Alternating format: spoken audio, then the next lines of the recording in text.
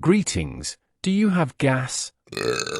No, not that kind. Today we're talking about a mental disorder, which we refer to as gear acquisition syndrome. Keep watching to find out about this intriguing study. Mind Grabber. Hello, I'm Morton Bigelow, an MIT Tier 3 level certified genius working in the field of the molecular neurobehavioral sciences. What is GAS, or the clinical term gear acquisition syndrome?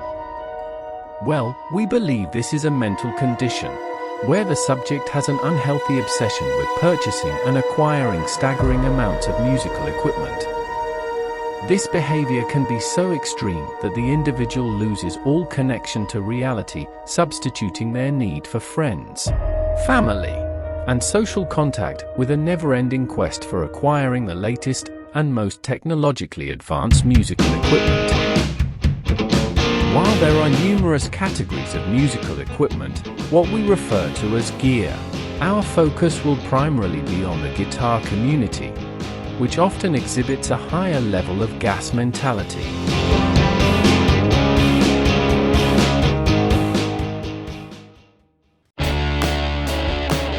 The individuals that suffer from this increasingly common disorder generally appear to men.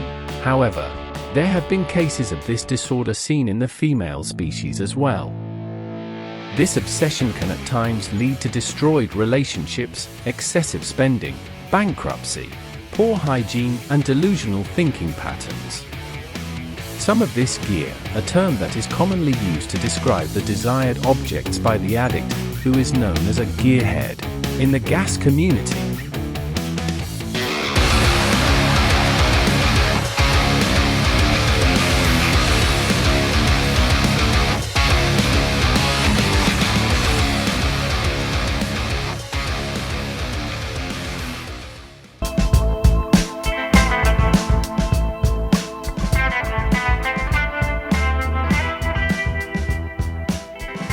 This gear they acquire in massive quantities include, but are not limited to, guitars, modelers, pedal boards, synths, amplifiers, simulators, emulators, digital audio interfaces, analog amps, preamps, software, drum machines, microphones.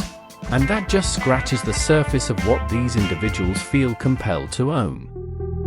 Everything from the latest in futuristic modeling, cloning and digital technology and custom-made equipment, guitars and tube amplifiers dating back to the 1940s.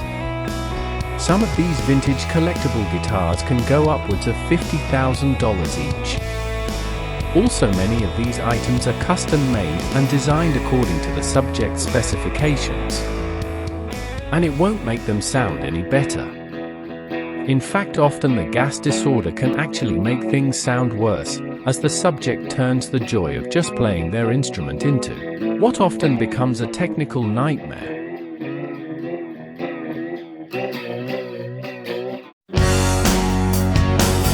However, it does make them feel better.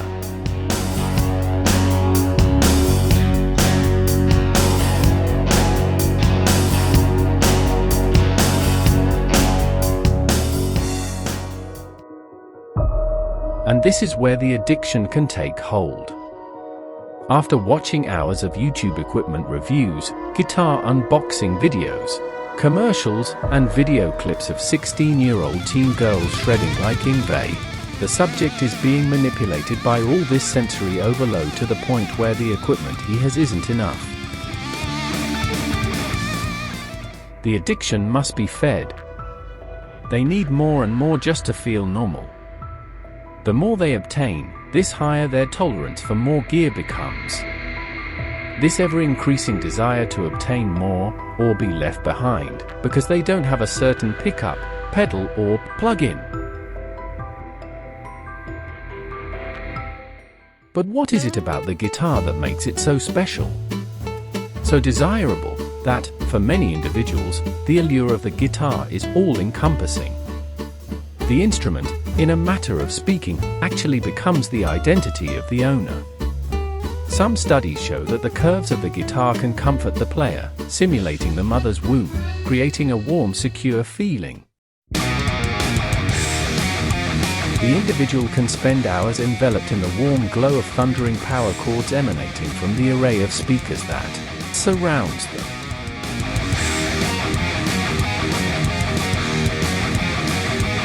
Of course, playing an instrument is certainly not harmful. In fact, it is scientifically established that playing music can be beneficial for health, mood, and hand-eye coordination. However, attaining vibrato and bending notes is something a blues guitar robot, at this point in time, simply cannot do. However, several tech companies are working on a prototype this month.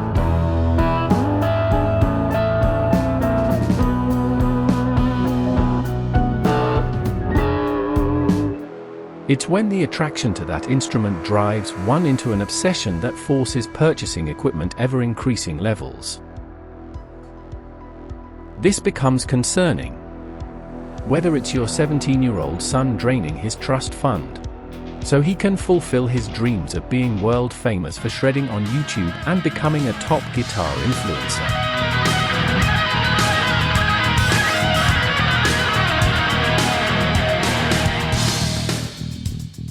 The situation can get out of hand. These young guitarists with wealthy parents are highly unlikely to recoup the expense of their gear, much less be able to support themselves financially from their musical endeavors.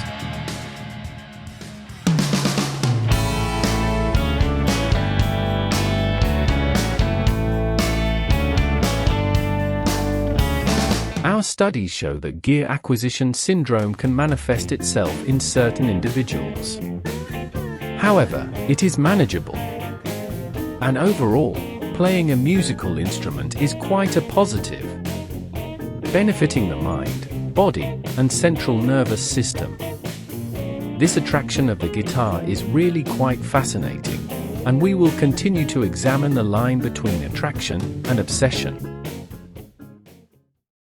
After monitoring the explosive growth of guitar influencers on social media, I have concluded that this is a major factor of this gear procurement condition.